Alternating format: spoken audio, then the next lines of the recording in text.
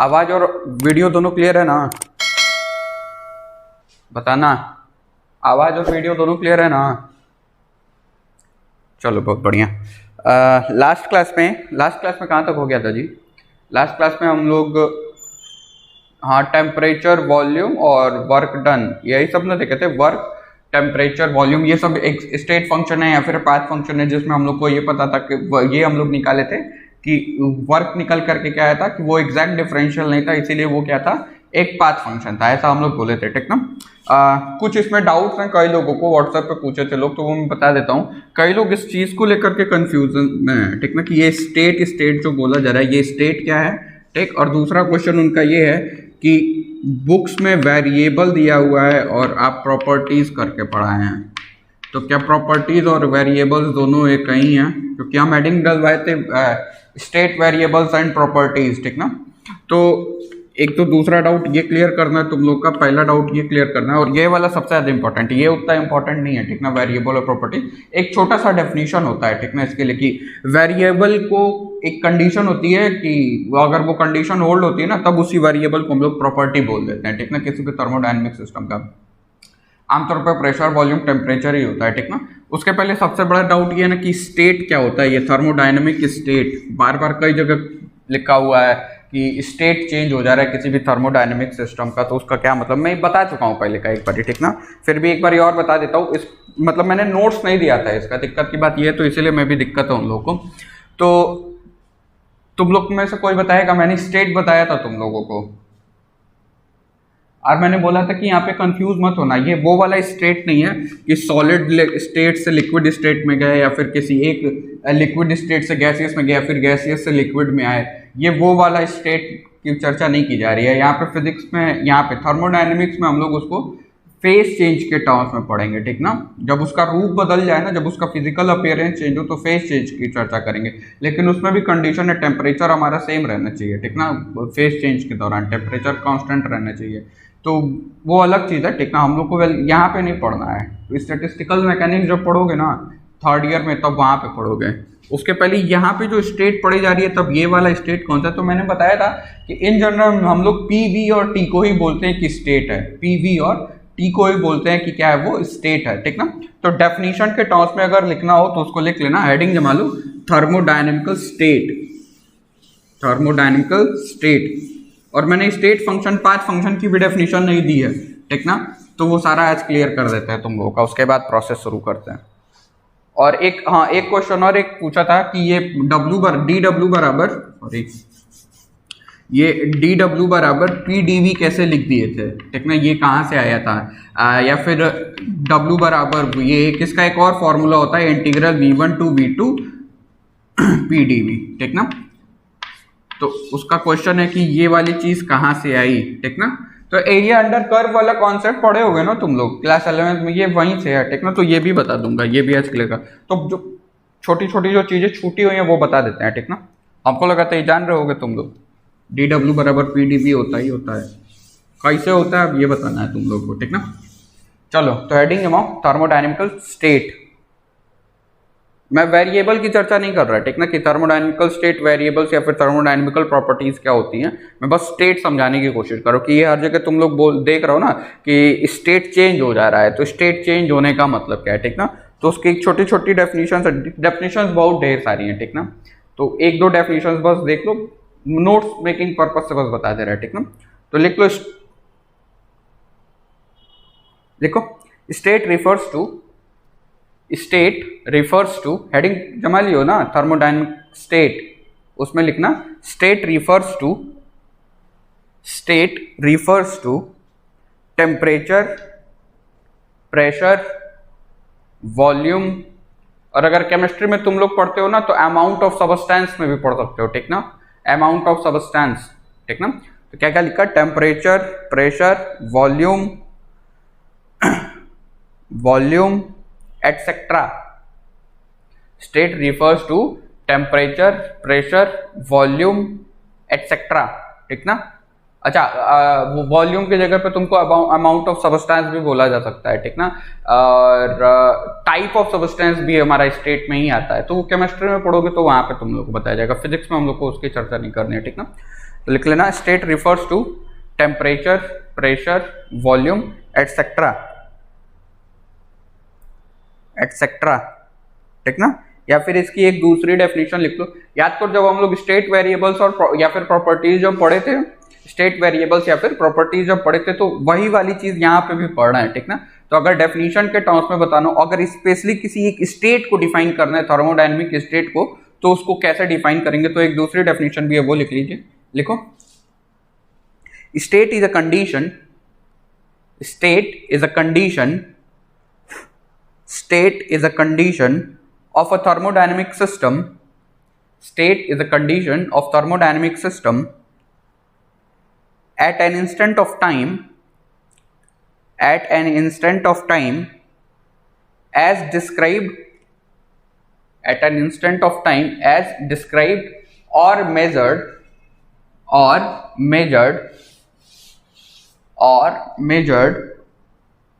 by thermodynamical properties, by thermodynamical properties,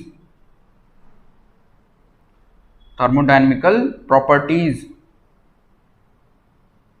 ठीक ना। इसी डेफिनेशन के बेसिस पे इसको एक और छोटा सा भी एक नाम दिया गया है कि हर एक यूनिक कंडीशन, ठीक ना, हमारे थर्मोडायनेमिक स्टेट की यूनिक कंडीशन, मतलब समझ रहे हो ना, एक स्पेसिफिक मतलब एक डिफाइंड वैल्यूज अगर हैं आपके पास, ठीक ना, कि जैसे मान लो P1 B1 T1 की वैल्यू तुमको पता है, तो वो P1 B1 T1 क्या हो जाएगा, स्टेट हो जाएगा। तो एक इसीलिए एक और डेफिनेशन दी जाती है कि एक कोई भी यूनिक कंडीशन, ठीक ना, या फिर ऐसे बोलो हर यूनिक कंडीशन किसकी, मेरे थर्मोडायनेमिकल सिस्टम की क्या कहलाती है, स्टेट कहलाती है, ठीक ना। तो एक डेफिनेशन ऐसे भी बोल सकता है तुम कि each unique condition of a thermodynamic system, each unique condition of a thermodynamic system is called a state, is called a state, is called a state, ठीक ना। और सबसे बेहतर देखो, अब इसको अच्छे से समझो, अब इससे ज्यादा क्या बताएं, चलो एक और बड़ी अच्छी डेफिनेशन है, मैथमेटिकली अगर समझने की कोशिश करो, ठीक ना, तो एक इसके लिए बड़ी अच्छी डेफिनेशन है कि ये स्टेट हमको पोजीशन के बारे में बताता है, ठीक ना। स्टेट हमको क्या करता है, पोजीशन के बारे में बताता है, करस्पॉन्डिंग टू द प्रॉपर्टीज, किसके बारे में बताता है, स्टेट हमको पोजीशन, कोई भी थर्मोडायनेमिक स्टेट हमको किसके बारे में ज्ञान देगा, हमको पोजीशन के बारे में ज्ञान देगा, करस्पॉन्डिंग टू द प्रॉपर्टीज। और यहाँ पे प्रॉपर्टीज का मतलब क्या है, प्रॉपर्टीज का मतलब क्या है, पीवी और टी, ठीक ना, प्रेशर, वॉल्यूम और टेम्परेचर। याद करो मैंने प्रॉपर्टी जब पढ़ाया था तो इंटेंसिव एक्सटेंसिव प्रॉपर्टी पढ़ाई थी, जहां पे प्रेशर और टेम्परेचर इंटेंसिव में आए थे और वॉल्यूम एक्सटेंसिव में आया था। याद है यहां तक, बताना।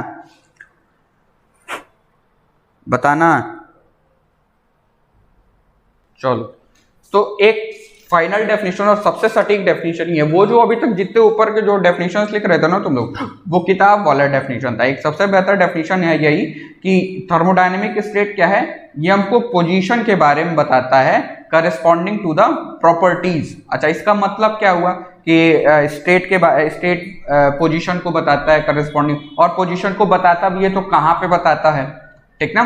तो याद रखिएगा कहाँ पे बताता है, इसका आंसर है पीवीटी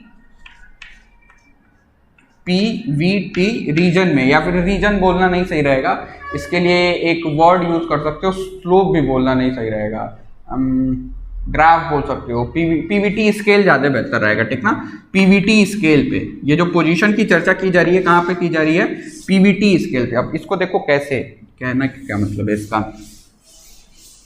तो याद रखिएगा पीवीटी स्केल पे पोजीशन अगर हम लोग किसके हेल्प से बता रहे हैं, थर्मोडायनेमिकल प्रॉपर्टीज के हेल्प से बता रहे हैं, तो वो जो पोजीशन है ना, उसी पोजीशन को हम लोग क्या बोलेंगे, थर्मोडायनेमिक स्टेट बोलेंगे। इसको ऐसे समझो कि मान लो कि तुम्हारे पास कोई एक सिस्टम है, ठीक ना, या फिर एक ऐसे कंटेनर है, इसमें क्या गैस भरी हुई है, ठीक ना।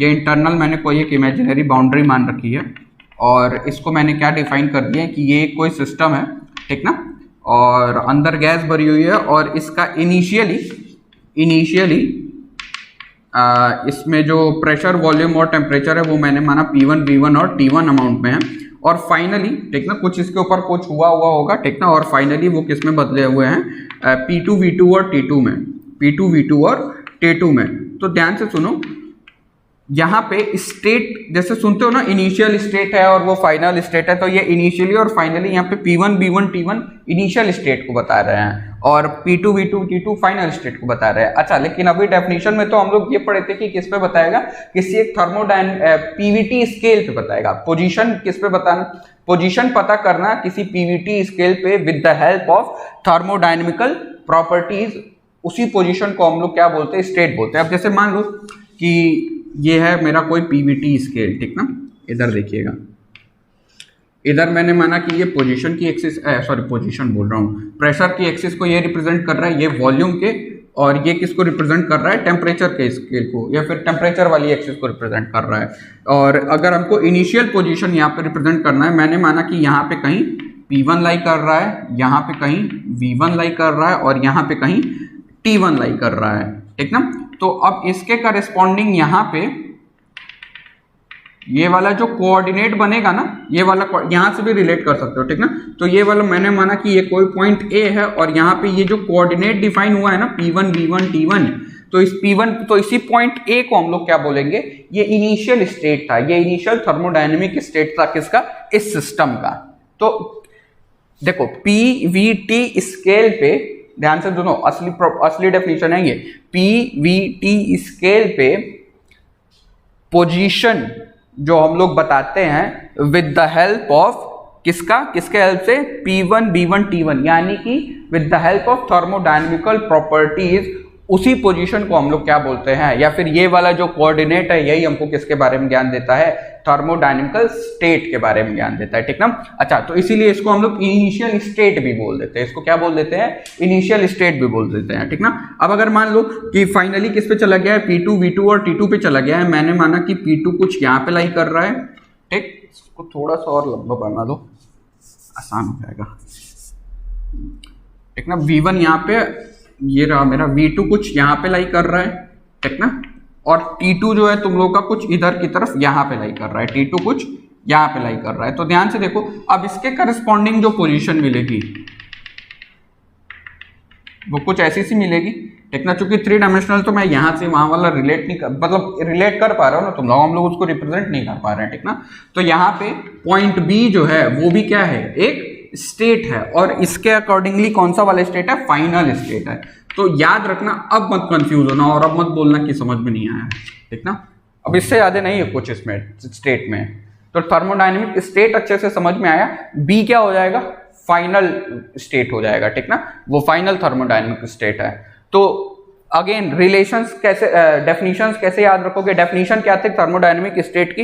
पहली बात तो ये बात याद रखना कि ये solid state, liquid state, gaseous state से इसका कुछ लेना देना नहीं है, ठीक ना। सॉलिड लिक्विड गैस से इसका कुछ भी लेना देना नहीं है। दूसरी चीज क्या, कि ये क्या है, आमतौर पे ये कोऑर्डिनेट्स हैं, ठीक ना, ये थर्मोडायनेमिक कोऑर्डिनेट्स हैं, ठीक ना। या फिर ऐसा बोलो, डेफिनेशन के अकॉर्डिंग अगर चलो तो ये क्या है, ये किसी भी पीवीटी स्केल पे, किसी भी पीवीटी स्केल पे पोजीशन हम लोग बताते हैं। स्टेट क्या है, पीवीटी स्केल पे कोई पोजीशन है जो कि किसकी हेल्प से निकाला गया है, किसी एक थर्मोडायनेमिक प्रॉपर्टी, एक नहीं सॉरी, किसी थर्मोडायनेमिक प्रॉपर्टीज के हेल्प से निकाला गया है। बताना, अब समझ में आया, बोलो,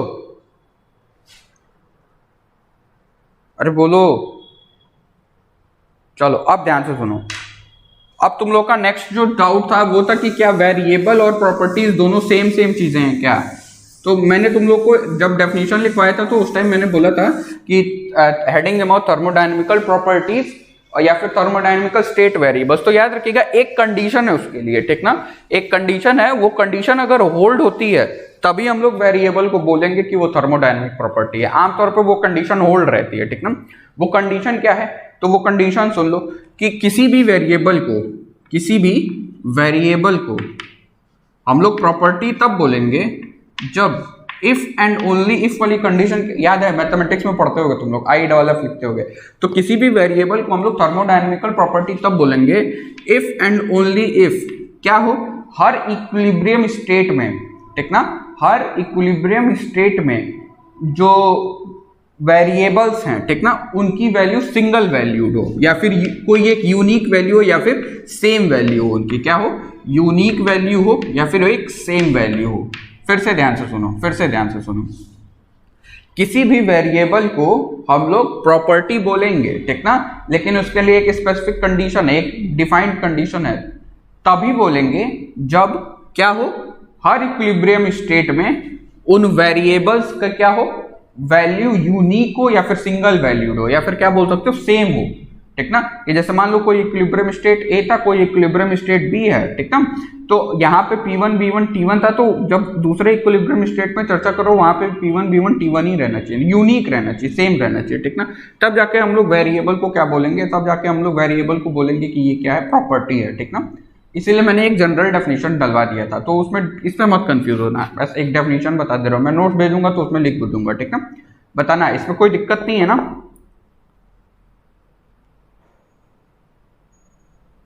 चलो बहुत बढ़िया। अब जो नेक्स्ट डाउट था वो क्या था कि वो W बराबर PdV वाली चीज कहाँ से आई, ठीक ना, तो वो भी देख लीजिए। अच्छा वो बताना जरूरी भी है, ठीक ना, तो एक डाउट और क्लियर हो जाएगा तुम लोगों को कि अभी मैंने स्टेट फंक्शन पाथ फंक्शन की डेफिनेशन नहीं दी थी, मैंने बस समझा दिया था प्रॉपर, हम लोग सारी चीज समझ चुके हैं, उसकी डेफिनेशन नहीं थी। जब तुम लोग डेफिनेशन पढ़ोगे ना पाथ फंक्शन की, तो पाथ फंक्शन में जब डेफिनेशन पढ़ोगे तो तुम लोग उसमें बताओगे ना कि पाथ फंक्शन वो क्वांटिटीज हैं या फिर वो थर्मोडायनेमिक्स में वो वाली चीजें हैं जिनको हम लोग ना किसी पॉइंट के हेल्प से कहीं किसी ग्राफ पे रिप्रेजेंट ना कर सकें, पॉइंट के हेल्प से उनको हम लोग डिटरमिन ना कर सकें, ठीक ना। उनको डिटरमिन करने के लिए क्या करना पड़े, हम लोगों को एरिया का यूज लेना पड़े। किसका यूज करना पड़े, एरिया का। अरे इधर देखो, किसका यूज करना पड़े, एरिया अंडर कर्व पड़ा है ना, तो अभी देखना ये वाली चीज क्लियर हो जाएगी। वर्क को हम लोग ना P1 B1 T1 या फिर PT या प्रेशर वॉल्यूम टेम्परेचर या फिर किसी पॉइंट के हेल्प से हम लोग नहीं निकाल सकते हैं, लेकिन वर्क को हम लोग इसके हेल्प से निकाल सकते हैं, एरिया अंडर कर्व वाले कॉन्सेप्ट से निकाल सकते हैं, ठीक ना। तो जब पॉइंट फंक्शन की डेफिनेशन दोगे तो वहां पे ये चीज पढ़ोगे, ठीक ना, कि पॉइंट फंक्शन वो फंक्शंस हैं जिनको हम लोग पॉइंट नहीं, पाथ फंक्शंस, ठीक ना, सॉरी, पाथ फंक्शंस वो फंक्शंस हैं जिनको हम लोग पॉइंट के हेल्प से ना रिप्रेजेंट कर पाए, किसके हेल्प से रिप्रेजेंट करें, जिनको पता करने के लिए या फिर जिनको डिटरमाइन करने के लिए क्या करना पड़े, हम लोगों को एरिया का कॉन्सेप्ट यूज करना पड़े, ठीक ना। तो देखो वो क्या है, उसका मतलब क्या है। और पहला डाउट तो तुम लोग का यही है कि ये dW बराबर PdV कैसे हो गया, तो देख लो, माने कि मेरे पास कोई एक सिलेंडर पिस्टन वाला कोई एक सिस्टम है, ठीक ना, और अंदर की तरफ इसमें प्रेशर P है और वॉल्यूम कितना है, V है, ठीक ना। डेरिवेशन तो याद होगा सबको इसका। और क्या करते हैं हम लोग, इसको कुछ dx अमाउंट से इसी दिशा में फोर्स लगा करके हम लोग क्या करते हैं, dx अमाउंट से कुछ डिस्प्लेसमेंट करा देते हैं, ठीक ना। क्या कर देते हैं, dx अमाउंट से डिस्प्लेसमेंट करा देते हैं इसमें, तो ये कुछ ऐसा सा हो जाएगा, यहाँ पे चला आएगा, ठीक ना। इसको डॉटेड डॉटेड डॉटेड बना लेना ताकि ये पता चल जाए कि ये डिस्प्लेस्ड वाला है, ठीक ना। तो dx अमाउंट से ये डिस्प्लेस कर गया, इस पोजीशन से इस पोजीशन पे गया। तो अब एक बात बताओ, dW is equal to kinematics जब पढ़ोगे, वर्क और एनर्जी जब पढ़े होगे क्लास 11th में, जब पहली वाली किताब पढ़ोगे फिर, तो वहां पे पढ़ा होगा F डॉट dx। अरे याद है, dW बराबर F dot dx, dot product होता है, दो वेक्टर्स का डॉट प्रोडक्ट एक स्केलर होता है, ये तो पता होगा। चलो बहुत बढ़िया। तो यहाँ पे मैं क्या लिख सकता हूँ, dW बराबर, अच्छा अब एक बात बताओ, इसको मैं किस में लिखूंगा, cos थीटा के टर्म्स में, fx याद है, अगर यहाँ पे ऐसे लिख सकता हूँ क्या मैं इसको, f dx cos थीटा। अच्छा अब एक बात बताना, क्या फोर्स भी इधर ही की तरफ है, डिस्प्लेसमेंट भी इधर ही की तरफ है, ध्यान से देखो, डिस्प्लेसमेंट भी क्या इधर ही की तरफ है। जब दोनों की दिशाएं सेम है, फोर्स की भी दिशा सेम है, डिस्प्लेसमेंट की भी दिशा सेम है, तो थीटा की जगह क्या मैं 0 पुट कर दूं, क्योंकि दोनों सेम में है। तो यहाँ पे बताओ, क्या मैं dW बराबर f dx लिख सकता हूँ क्या, बताना, क्या मैं dW बराबर f dx लिख सकता हूँ। चलो बहुत बढ़िया। अब याद होगा तुम लोगों को, इधर की तरफ एक फॉर्मूला हुआ करता था, pressure is equal to force upon area. तो क्या मैं यहाँ पे, अच्छा हाँ एक चीज और, मैंने माना कि मेरे पिस्टन की एरिया कितनी है, A है, मेरे पिस्टन की एरिया कितनी है, A है, ठीक ना। ये जो यहाँ पे जो वॉल जैसा तुम लोग को दिखाई पड़ रहा है, इसकी एरिया कितनी है, जैसे कि इसको ऐसे इमेजिन करो, ये ऐसे पट्टी नहीं है ये, इसको तुम लोग कैसे इमेजिन करोगे, जैसे कि मान लो ये डस्टर है ना, तो डस्टर का ये वाला हिस्सा, ठीक ना, ये वाला हिस्सा है, तुम लोग ऐसे देख रहे हो उसको, हम लोग के जो फोर्स लग रहा है वो ये वाले के ऊपर है, ठीक ना। तो अब एक बात बताओ, इसके ऊपर फोर्स कितना लग रहा होगा, बोलना। अगर मैं यहाँ पे फोर्स के लिए क्या लिखना चाहूँ, वो लिखना चाहूँ, क्या बोलोगे, फॉर्मूला लिखना चाहूँ, तो क्या मैं वहां से P इंटू ए लिख सकता हूँ। ध्यान से देखो, यहाँ पे P इंटू ए क्या फोर्स के बराबर होगा, अरे बोलो। तो यहाँ में क्या ऐसा लिख सकता हूँ, डी डब्ल्यू बराबर P A into D x, बोलो। यहाँ पे a इंटू डी एक्स क्या dv लिखा जा सकता है, डी डब्ल्यू बराबर पी डीवी, यहीं से निकाल करके लिखा गया है ये, ठीक ना। अच्छा, यहाँ पे कंफ्यूजन में मत पड़ना कि ये क्यों ऐसा हो गया। यहाँ पे क्या होता है, delta V tending to zero रहता है, ठीक ना। प्रॉपर डेफिनेशन क्लास 11th वाली किताब में देख लेना, delta V tending to zero रहता है, इसीलिए हम लोग इसको डीवी करके लिख देते हैं, ठीक ना। तो वो फॉर्मूला यहाँ से आया है, डी डब्ल्यू बराबर पी डीवी, ठीक ना। अच्छा, इसी को हम लोग और भी एक और तरीके से लिख सकते हैं। जब टोटल के लिए निकालना होता है तो याद करो हम लोग क्या, जैसे जहां भी ये सारी चीजें करनी रहती थी तो हम लोग बोलते थे कि छोटे के लिए निकाल लो और बड़े के लिए सांप लगा दो, ये वाली कहानी याद है। तो W इज इक्वल टू क्या बोलेंगे, W is equal to integral P dV, और कहां से कहां तक, तो V1 से V2 तक, या फिर कुछ किताबों में तुमको ऐसे ही मिलेगा ये W बराबर इंटीग्रल P dV, कहां से कहां तक, V इनिशियल से V फाइनल तक। तो ये फॉर्मूला है, याद रखना, ठीक ना। यहीं से निकल के आया है वो फॉर्मूला जो उस दिन हम लोग यूज करे थे। बोलो, ये समझ में आया। चलो, तो ये वाला लिख लो तुम लोग छोटा सा कहीं पे, वो लिखवाना नहीं पड़ेगा ना, वो सब नहीं लिखवाना पड़ेगा ना, कि माने कि मेरे पास कोई एक सिस्टम है, उस सिस्टम में जो मेरा ये वॉल है उसका कुछ एरिया ए है, अंदर की तरफ प्रेशर और पी है और वॉल्यूम भी है, ये सब नहीं लिखवाए ना। ये बस इतना लिख ले, ठीक ना। हम लोग को ये आया नहीं, हमारे यहाँ सिलेबस में नहीं है।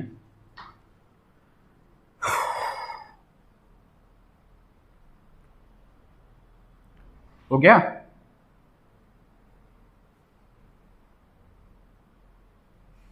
चलो अब ध्यान से देखना, इंपॉर्टेंट है। अब यहाँ पे क्वेश्चंस भी, कुछ क्वेश्चंस कर दो यहाँ पे तो समझ जाओगे। वो पाथ फंक्शन वाली डेफिनेशन को सिद्ध कराना है, इसीलिए वो क्वेश्चंस करा देना है, ठीक ना। काम का भी है तुम लोगों का, ऐसा नहीं बेकार की चीज है, काम की भी चीज है। अच्छा, अब मैथमेटिक्स जब पढ़ोगे तो मैथमेटिक्स में तुम लोग एक चीज पढ़े होगे, वो याद है, एरिया अंडर कर्व वाली कहानी, एरिया अंडर द कर्व। वहां पे तुम लोग एक चीज पढ़े होगे, क्या पढ़ा होगा वहां पे तुम लोग, इंटीग्रल y dx पढ़ा था, याद है, बोलना। वहां पे पढ़ोगे इंटीग्रल एरिया अंडर कर्व में, area under curve is equal to integral y dx, जहां पे ये किसके किसके बीच का ग्राफ हुआ करता था, जहां पे ये y वर्सेस x का ग्राफ हुआ करता था। अरे याद हुआ है कि भूला गया है, बहुत बढ़िया। तो ध्यान से देखो, अभी मैंने जो ऊपर एक इक्वेशन लिखा था, W बराबर इंटीग्रल P dV V1 से V2 तक। तो अगर मैं यहाँ पे इसका कंपैरिजन करूं इन दोनों इक्वेशंस का, तो तनिक ध्यान से देखो, तो हम लोग क्या ये बोल सकते हैं कि on comparing we can say that work बराबर इंटीग्रल P dV, वर्क बराबर integral P dV is the area under the curve, is the, या फिर W जो है वो तुमको किसके बारे में ज्ञान दे देगा, एरिया के बारे, is the area under the curve, is the area under the curve. अच्छा, इसका मतलब क्या हुआ, इसका यूज कैसे करें। अब नेक्स्ट क्वेश्चन ये आता है कि इसका यूज कैसे करें। तो पहली बात तो ये क्लियर हो जाएगी कि यहाँ पे y dx था तो y इधर की तरफ रखे थे, x इधर की तरफ रखे, तो P dv रखे हो तो कुछ इसके ये वाला प्लॉटेशन होगा, ठीक ना। ये होगा PV, क्या बोलोगे इसको, PV प्लॉट या फिर PV कर्व, ठीक ना। या फिर PV डायग्राम जो बनाओगे तो P हमेशा इधर की तरफ रखिएगा, V इधर की तरफ रखिएगा, ठीक ना। और यहाँ पे क्या करना रहेगा तुम लोगों को, यहाँ पे जो भी इक्वेशन या फिर जो भी तुम्हारा ग्राफ गिवन है, जैसा भी इक्वेशन रहे, इक्वेशन के हेल्प से, या फिर इक्वेशन बोलना नहीं चाहिएगा, जैसा भी डायग्राम रहे उस डायग्राम के हेल्प से क्या निकालोगे, एरिया निकालोगे तुम लोग, ठीक ना। अच्छा, अब वो एरिया कैसे निकालोगे, ये बात समझ पा रहे हो, जैसे कि याद करो वर्क डन इज इक्वल, एक बार और ये चीज पढ़ चुके होगे तुम लोग, work done is equal to F dot D X जब पढ़ा था तो वहां पे मान ले कुछ ऐसा सा ग्राफ रहा करता था, तो और अगर ये f को रिप्रेजेंट करेगा और ये किसको रिप्रेजेंट करेगा, x को रिप्रेजेंट करेगा। अगर f की कोई एक वैल्यू गिवन है, ठीक ना, तो जैसे माने कि f की वैल्यू कुछ इतनी सी गिवन है, या फिर जैसे कि मान लो f बराबर kx ही है, ठीक ना, ये f बराबर kx के लिए तुमको निकालना है, तो kx अगर यहाँ पे लाई करता है तो याद करो ये इतना सा बनेगा, तो यहाँ पे हाफ ऑफ ये एक ट्रायंगल सा ऐसा सा हिस्सा दिखाई पड़ रहा है, तो यहाँ पे एरिया अंडर द कर्व का फॉर्मूला क्या हो जाएगा, हाफ ऑफ के एक्स इंटू एक्स, जहाँ तक की वैल्यू है एक्स, ठीक ना, तो के एक्स इंटू एक्स, यानी कि टोटल वर्क डन कितना था, हाफ ऑफ के एक्स स्क्वायर। और अगर याद हो तुम लोग को तो इतना निकल के भी आता है, याद है जब एसएचएम पढ़ाए थे तुम लोगों को काइनेटिक एनर्जी और पोटेंशियल एनर्जी, उस जगह पे मैंने पढ़ाया होगा ये वाली सारी चीजों को। चलो अब ध्यान से देख, अब ध्यान से देख, यहाँ पे हम लोग इसको यूज कैसे करेंगे। जैसे कि मान लो कि कुछ ग्राफ गिवन है, ठीक ना, उन ग्राफ के लिए आपको एओडी, वही एओडी बोल रहे हैं, एओसी निकालना है, एरिया एयूसी, चलो कि सबसे आसान सा, और यहाँ पे वो भी तुम लोग का क्लियर हो जाएगा, work done on the system by the system का, ठीक ना। माने कुछ एक ऐसा सा है, एक ये है और एक ये है, सबसे कॉमन हर जगह किताबों में मिल जाएगा तुम लोग को, ए से बी, ठीक ना, ये पी को रिप्रेजेंट करता है, ये बी को रिप्रेजेंट करता है, ये भी है ए से बी और ये भी है ए से बी। आपको ये कमेंट करना है, ठीक ना, कि वर्क डन, कमेंट करना है आपको कि वर्क डन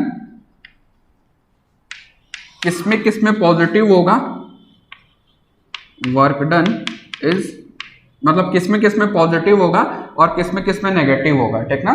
तो वर्क डन इज पॉजिटिव और नेगेटिव, इसको माने हम लोग पहला केस, इसको माने दूसरा केस और इसको माने तीसरा केस, पॉजिटिव और negative in each case, in each case. बताओगे, बताएगा कोई कि वर्क डन पॉजिटिव होगा कि नेगेटिव? बहुत बढ़िया, पहले में पॉजिटिव, दूसरे में, अच्छा दूसरे में पॉजिटिव लग रहा है और तीसरे में नेगेटिव लग रहा है। अच्छा दूसरे में अगर, हाँ बहुत बढ़िया, जीरो ही होगा, ठीक ना। तो अब इधर ध्यान से देखो, जिन, हाँ भाई स्ट्रेट लाइन ही है वो, ठीक ना। अब ध्यान से देख, तुमको इस ग्राफ को देख करके कमेंट करना था ना कि पॉजिटिव होगा कि नेगेटिव होगा या फिर जीरो होगा। तो अब इसको कैसे देखोगे, तो ध्यान से देखो, ये जो एरिया अंडर कर्व की बात चल रही है ना, उसको कैसे समझेंगे, ध्यान से देखिएगा। पहले वाले केस में क्या इसके नीचे की ये वाली एरिया की चर्चा की जा रही है, बताना, क्या इस वाले एरिया की चर्चा की जा रही है? अब फॉर्मूला क्या था तुम्हारे पास, पी डी वी, ठीक ना। अगर V पॉजिटिव तो तुम्हारा वर्क डन भी पॉजिटिव, ठीक, अगर V नेगेटिव तो वर्क डन भी नेगेटिव, या फिर अगर V इंक्रीजिंग है तो वर्क डन पॉजिटिव, अगर V डिक्रीजिंग है तो वर्क डन नेगेटिव। ध्यान से देखिए, A से B की तरफ जा रहे हो, क्या V की वैल्यू में इंक्रीमेंट है? ध्यान से देखो, यहाँ पे A से B की तरफ जा रहे हैं, क्या धीरे धीरे A पॉइंट V की वैल्यू निकालो और B पॉइंट पे तनिक V की वैल्यू निकालो, क्या A पे कम मिलेगा B पे ज्यादा मिलेगा, बताना। तो यहाँ पे क्या V इंक्रीजिंग है, बोलो, अगर V इंक्रीजिंग है तो वर्क डन कैसा मिलेगा, वर्क डन तुमको पॉजिटिव मिलेगा, वर्क डन कैसा मिलेगा, पॉजिटिव मिलेगा। क्यों? क्योंकि V जो था वो इंक्रीजिंग था, V जो क्या था वो क्या था, इंक्रीजिंग था। यहाँ पे एक बात बताओ, यहाँ पे V में कोई वेरिएशन है क्या? ये तो सीधी से स्ट्रेट लाइन है, तो dV की वैल्यू जीरो, तो वर्क डन कितना है, जीरो है, क्योंकि dV कितना है यहाँ पे, जीरो। ध्यान से देखो, इसमें V में कहीं वेरिएशन आ रहा है क्या? मैं A से B में जा रहा हूँ, मैं A से B में जा रहा हूँ, तो V में कोई वेरिएशन है, V में कोई चेंज है नहीं, ठीक ना। A भी तुम्हारा किसी मान लो 10 वाले अगर ये 10 पे था, B भी कितने पे है, 10 पे ही है। और dV किसको रिप्रेजेंट करता है, dV याद करो, ये तो मैंने अभी थोड़ी देर पहले बताया था ना कि delta V tending to zero वाला था, ठीक ना, मतलब चेंज को रिप्रेजेंट कर रहा है, किसको रिप्रेजेंट कर रहा है, चेंज को। तो कोई चेंज जब ऑकर ही नहीं करेगा तो वर्क डन मिलेगा क्या, वर्क डन मिलेगा ही नहीं, तो वर्क डन भी कितना हो गया, जीरो हो गया, क्योंकि dV की वैल्यू कितनी है, क्योंकि dV है ही नहीं, dV की वैल्यू जीरो है, ठीक ना। अच्छा इस वाले केस में, इस वाले केस में देखो जरा, ए से बी जा रहे हो ना, ए से बी जा रहे हो, तो एक चीज देखो, इसके लिए एरिया अंडर द कर्व कौन सा हो जाएगा, ये वाला दिखाई पड़ा, ये वाला हिस्सा।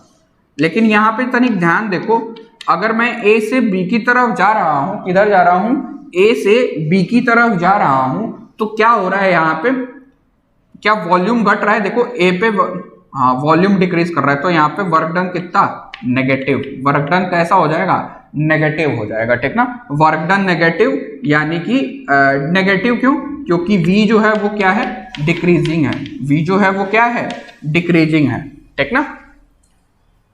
v जो है वो कैसा सा है, डिक्रीजिंग है। तो ये एक चीज नोट कर लीजिए, ये एक सिंपल सा एग्जांपल था। अच्छा, अब हम लोग यहीं से ना work done on the system और work done by the system वाली भी चीज समझ सकते हैं, ठीक ना। अच्छा, अब एक बात बताओ, अभी जो मैंने पिस्टन वाला सिस्टम लिया था तुम लोगों के लिए,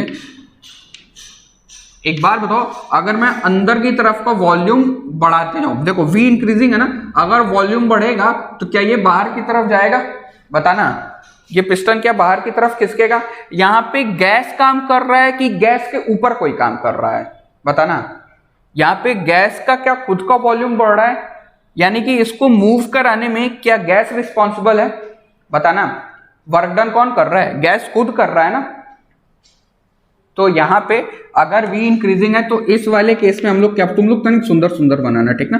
तो यहाँ पे work done by the system होगा, वर्क डन, वहां पे अभी हम लोग गैस लेकर के चल रहे हैं, तो work done by the gas होगा, ठीक ना।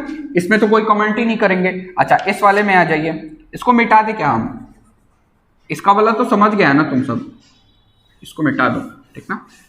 चलो,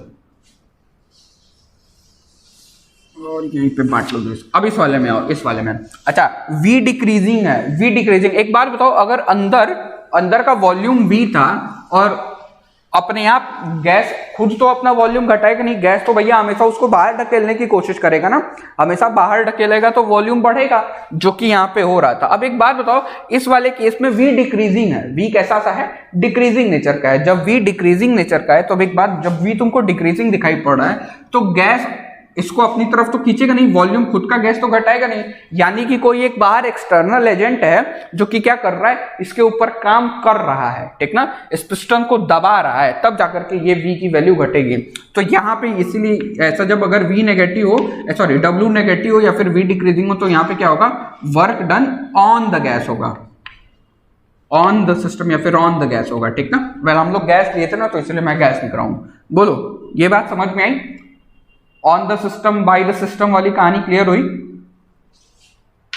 सभी को। अरे बोलो, अरे क्या सभी को समझ में आया, रिप्लाई नहीं देते हो यार, मजा नहीं आता है, बताओ। चलो ध्यान से देखो, अब तुम लोगों का 2-3 और ग्राफ वाला देख लो। अब देखो क्या है, एक नेक्स्ट क्वेश्चन देख ले। इस क्वेश्चन में है तुम लोगों को वही वाली चीज, इस बारी अभी तक तो बस पॉजिटिव और नेगेटिव बता रहे थे ना, आपकी बारी तुमको ये भी बताना है कि वर्क डन पॉजिटिव होगा, नेगेटिव होगा और कितना होगा, ये भी कमेंट करना है तुम लोगों को, ठीक ना। तो ध्यान से देखिए, कुछ ऐसा सा है, ये है P, ये है V, ठीक ना, ये है P, ये है V, और यहाँ पे कुछ ऐसा सा सिस्टम है,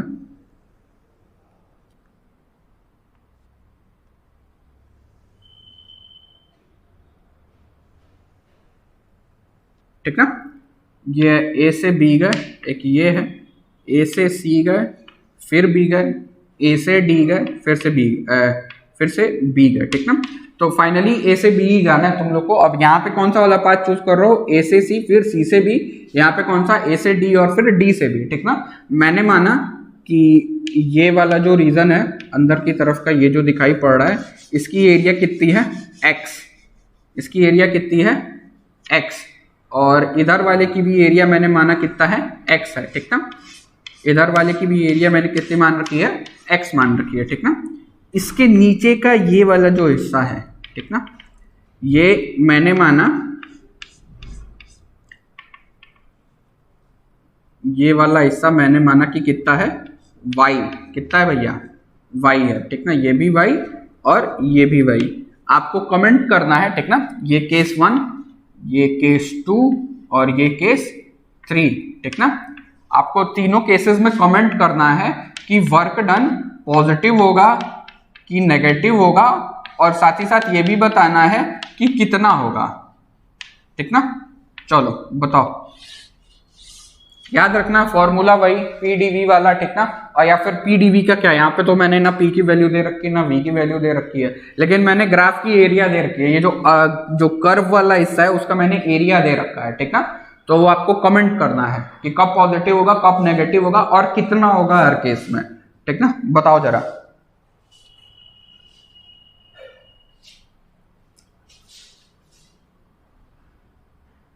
समझ में आ रहा है क्या पूछा जा रहा है?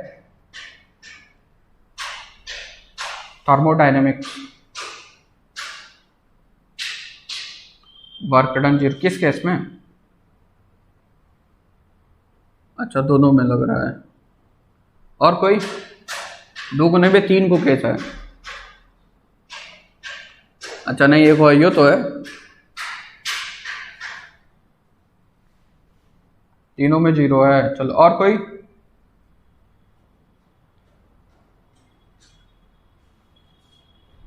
मैं बार बार बता रहा हूं, एरिया अंडर द कर्व ध्यान में रखिए, इसलिए मैंने एरिया दे रखी है।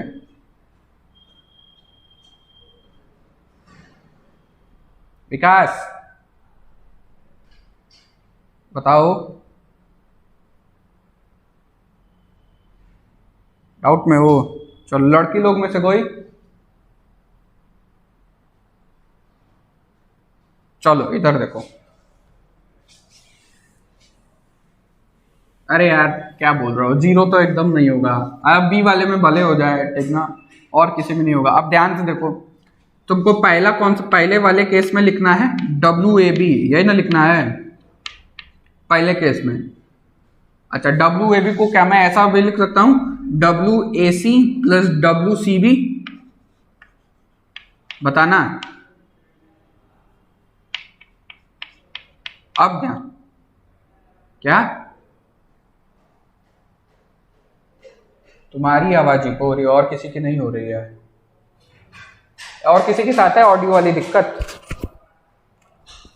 चलो तब तुम एक बार ना माइक ऑफ करके ऑन कर ले, मे भी ठीक हो जाए, ठीक ना। अब इधर देखो WAC, अब इस ग्राफ को ऐसा करते हैं, मैं तोड़ देते हैं, ठीक ना। इधर देखना, कुछ ऐसा सा था ना, मैंने माना कि A से C वाला हिस्सा कुछ ऐसा सा है, ठीक ना। अच्छा, A से C के नीचे की एरिया क्या गिवन है? ध्यान से देखो, A से C के नीचे की एरिया तो गिवन है ना यार, कितना है? Y। ध्यान से देख, A से C के नीचे की एरिया तो पता है ना कितनी है? Y। मैंने क्या बोला था? Area under the curve, area under the curve, ठीक ना। या फिर ऐसा बोलो, प्रोजेक्शन वाला एरिया देखते हैं हम लोग, ठीक ना। इसके ऊपर टॉर्च जला करके देख ले कितनी परछाई पड़ी है, परछाई की एरिया कितनी है, ठीक ना। तुम लोग को एरिया अंडर द कर्व पता नहीं है हमको लग रहा है, इसीलिए तुम लोग खेल रहे हो। इधर देखो, क्या एरिया अंडर द कर्व दिया रखा है यहां मैंने पहले से, कितना है? Y है। अच्छा, Y पॉजिटिव है कि नेगेटिव है? ध्यान से देखिए, क्या V डिक्रीजिंग है? Y तो वैसे Y पॉजिटिव नेगेटिव, एरिया के साथ पॉजिटिव नेगेटिव नहीं देखेंगे, लेकिन क्या एक बात बताओ, यहाँ पे वर्क डन जो होगा वो नेगेटिव होगा। देखो क्यों नेगेटिव होगा, A से C जा रहे हो तो क्या वॉल्यूम डिक्रीज कर रहा है, तो यहाँ पे माइनस ऑफ Y, क्योंकि वर्क डन कितना था? एरिया। अच्छा, work done is equal to हमने पढ़ा था area under the curve, area under the curve, ठीक ना, AUC, ठीक। अच्छा, वर्क डन मेरा आया नेगेटिव, यानी कि negative of the area under the curve, negative of the area under the curve. Area कितनी है? Y, चूंकि नेगेटिव है तो इसीलिए -Y, ठीक ना, प्लस। अब कहां से कहां तक का देखना है? C से B तक का। अब ध्यान से देखो, C से B तक का, कहां तक का देख रहे हो? C से B तक का। अच्छा, अब एक बात बताओ, इस C से B यानी कि C के लिए तो यही वाली लाइन रहेगी, B के लिए क्या ये वाली लाइन नीचे की तरफ आएगी? यानी कि ध्यान से देखो, अगर मैं यहां से प्लॉट करूं C से B के लिए, C से B के लिए, तो ध्यान से देखो, क्या सारा का सारा आ जाएगा? ध्यान से देखना, क्या इतना टोटल X है और इतना टोटल Y है? अरे बोलना, यानी कि सी से बी की एरिया कितनी है बताना, x प्लस वाई। ध्यान से देखो, सी से बी के नीचे का प्रोजेक्शन देखिए जरा, सी से बी के नीचे का प्रोजेक्शन देखोगे तो ध्यान से देखो, क्या ये वाला भी इंक्लूड हो जाएगा और ये वाला भी इंक्लूड हो जाएगा प्रोजेक्शन? अरे बोलो, बात समझ पा रहे हो? तो x प्लस वाई यानी कि वर्क, अच्छा पॉजिटिव की नेगेटिव तो दिखाई पड़ रहा है कि क्या है, सी से बी जा रहे हैं तो वॉल्यूम इंक्रीजिंग, वॉल्यूम इंक्रीजिंग है तो पॉजिटिव। तो ध्यान से देख कितना मिला हम लोगों को, वर्क डन मिला पॉजिटिव ऑफ एक्स। तो यानी वर्क डन तुम्हारा पहले वाले केस में पॉजिटिव है, ठीक ना, और उसकी वैल्यू कितनी है, एक्स है, उसकी वैल्यू कितनी है, एक्स है। बोलो अब समझ में आया? बताना, क्या आप समझ में आया सभी को? अच्छा, इसके लिए तो सीधे सीधे कहानी खत्म। इसके लिए ए से बी दूसरे वाले प्रोसेस में, इस वाले प्रोसेस में डीवी मिलेगा ही नहीं। जब डीवी नहीं है तो यहाँ पे सारा का सारा खेला खत्म, ठीक ना। अच्छा, तीसरे वाले केस में आ जाओ। तीसरे वाले केस में ए से डी जाओगे, यानी कि case number 3 W A B निकाल रहे हो सॉरी। तो W A B equal to कितना लिखेगा, W A D plus W बोलो डी बी, ठीक ना। अच्छा, इसके लिए निकाल के बता दीजिए, बस सेम प्रोसेस लगेगा, बस इसके लिए बता दो पॉजिटिव होगा कि नेगेटिव और कितना होगा।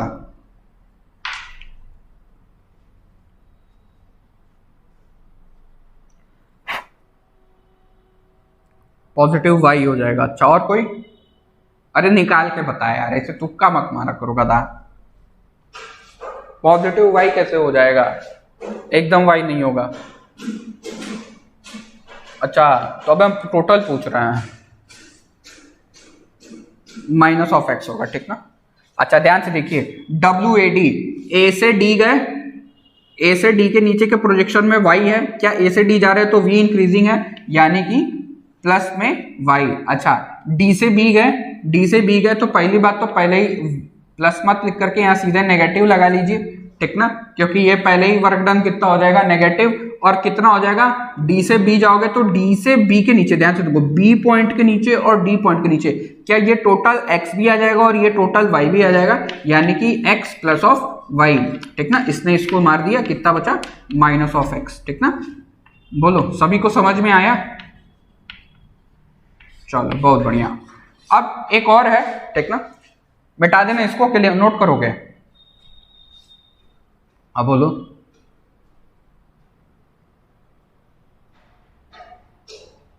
डीबी में कहा है भाई, वॉल्यूम में चेंज हो नहीं रहा है। ध्यान से देखो, यहाँ पे वॉल्यूम देख कुछ और है, और यहाँ पे देख वॉल्यूम कुछ और है। दिखाई, जैसे मान लो 0, 5, 10, 15, 20 ऐसे असाइन कर दे। अब बता,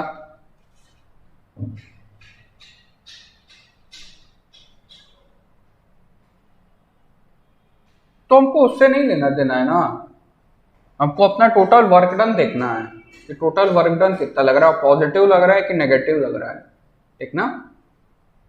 तो यही निकालने का तरीका है, ऐसे तो सब जीरो हो जाएगा तुम लोग का। वो साइक्लिक प्रोसेस जब पढ़ोगे ना, तो वहां पे इनिशियल पोजीशन और फाइनल पोजीशन एक ही पॉइंट पे होता है, वहां पे पढ़ोगे, ठीक ना। वहां पे भी लेकिन जीरो नहीं होगा। चलो नेक्स्ट हेडिंग में मान लो तब साइक्लिक प्रोसेसेस। वेल ये प्रोसेस में बताए रहते तो ज्यादा मजा आता। चलो यहीं पे देख लो, कोई दिक्कत नहीं है। Cyclic process, cyclic process, cyclic process के लिए अगर लिखते तो जानते हो कैसे लिखते, ए बी ए ऐसे लिखते, ठीक ना। यहाँ पे मैंने बस डब्ल्यू ए बी लिखा ना, वहां पे अगर साइक्लिक अगर हो जाएगा तो ए बी ए ऐसे लिखेंगे, ठीक ना। ये मैं साइक्लिक प्रोसेस जब पढ़ाता ना तो वहां पे पढ़ा देता। वैसे देख लो यहाँ पे भी कोई दिक्कत नहीं, मिटा देना इसको। चलो अब देखो, एक इसी पे क्वेश्चन है साइक्लिक प्रोसेस के लिए। साइक्लिक प्रोसेस में क्या है ये देख लीजिए। साइक्लिक प्रोसेस में जब प्रोसेस पढ़ाऊंगा तो वहां पे बता दूंगा, तब तक बस इतना जानो कि अगर साइक्लिक प्रोसेस है तो उसमें दो ही पॉइंट्स ऐसे, तुम जैसे कि एक कुछ ऐसा रहेगा, फिर एक कुछ ऐसा रहेगा, ठीक ना। और अगर बोल दिया है कि साइक्लिक है, ठीक ना, तो यानी कि अगर पॉइंट ए से शुरू कर रहा हो तो एंड पॉइंट भी कहाँ पे होगा, साइक्लिक होगा। मैंने माना कि कुछ क्लॉकवाइज डायरेक्शन में है, कुछ ऐसी सी चीजें, और ये है मेरा वॉल्यूम, ये है मेरा प्रेशर, और अंदर की जो एरिया है, ठीक ना, मैंने माना कि ये एरिया कितनी है x, और नीचे का ये वाला जो हिस्सा है, ठीक ना, ये वाला, इसको डॉट डॉट डॉट डॉट या फिर कैसे भी बना लेना अपने अकॉर्डिंग, ठीक ना, ये वाला एरिया कितना है, मैंने टोटल मान लिया कि ये टोटल एरिया y है, टोटल एरिया कितना है y है। तो अगर साइक्लिक प्रोसेस में आपसे W वर्क डन पूछे पॉजिटिव है कि नेगेटिव है तो कैसे करोगे ये देख लो। यहाँ पे अगर साइक्लिक प्रोसेस के लिए पूछेगा, ठीक ना, तो उसको ऐसा लिखेगा WABA, क्योंकि इसमें स्टार्टिंग पॉइंट और एंड पॉइंट दोनों सेम होते हैं, ठीक ना। अच्छा, WABA ये कैसे निकालोगे, WABA कैसे निकालोगे, ध्यान से देखो, A से B गए, क्लॉकवाइज के लिए बता रहा हूँ, पहले कैसे गया, पहले किधर गया होगा, A से B गया होगा। अच्छा, A से B के नीचे ध्यान से देखो X भी आ जाएगा और Y भी आ जाएगा, ध्यान से देखो, यही ना है, A से कहां तक गए, B तक गए, ये पहला पाथ है ये, ठीक ना, ये पहला वाला पाथ है। तो इस पाथ के नीचे ध्यान से देखो तो क्या सभी आ जा रहे हैं, ये टोटल X भी आ जा रहा है, साथ ही साथ ये Y वाला भी हिस्सा आ जा रहा है। अरे बोलो, तो पहले इसमें किधर की तरफ गए होगे, पहले WAB गए होगे, फिर WBA गए होगे। अरे बताओ, तभी तो ABA अटेन कर पाओगे। ध्यान से देखो, पहले WAB गए हो, फिर BA गए हो। तो जब तुम WAB गए तो ध्यान से देखो, इंक्रीजिंग की डिक्रीजिंग, वॉल्यूम इंक्रीजिंग है ना, जब वॉल्यूम इंक्रीजिंग है यानी कि ये हो जाएगा x प्लस वाई, ये कितना हो जाएगा x प्लस वाई, ठीक ना। अरे इंक्रीजिंग है भाई, इंक्रीजिंग ही है, ध्यान से देखिए, वॉल्यूम बढ़ रहा है, ठीक ना। अब ध्यान से देखो, WBA यानी कि B से फिर से किधर की तरफ आ रहे हो, A की तरफ, लेकिन इस समय इधर की तरफ है तुम्हारा डायरेक्शन, और B से A आने में तुम्हारा क्या घट रहा है, वॉल्यूम घट रहा है। अच्छा, B से A के लिए ध्यान से देखिए, ये है B, ये है A, और इसके नीचे का कितना है एरिया, इसके नीचे की एरिया है Y, इसके नीचे की एरिया कितनी है Y, चूंकि डिक्रीजिंग है, ठीक ना, तो विद नेगेटिव साइन क्या लिखोगे, विद नेगेटिव साइन लिखोगे y, यानी कि WABA इसकी वैल्यू कितनी हो गई x, WABA की वैल्यू कितनी हो गई x। बताना समझ में आया ये, अरे बोलो,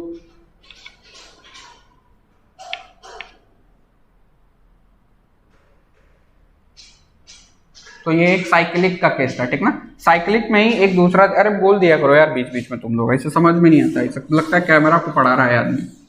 अब इधर देखो, एक और केस देख लो, इस वाले केस में कुछ ऐसा सा है,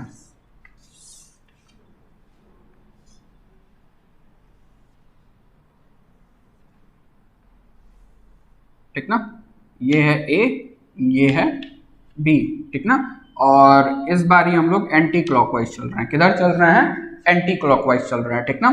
और अगेन आपसे क्या पूछ लिया गया है, WABA यही पूछा जा रहा है, इसके लिए बता दीजिए जरा, ये है P और ये है V, ठीक ना, बताइए। सभी ना अपने मोबाइल का ब्राइटनेस बढ़ा लिया करो जरा।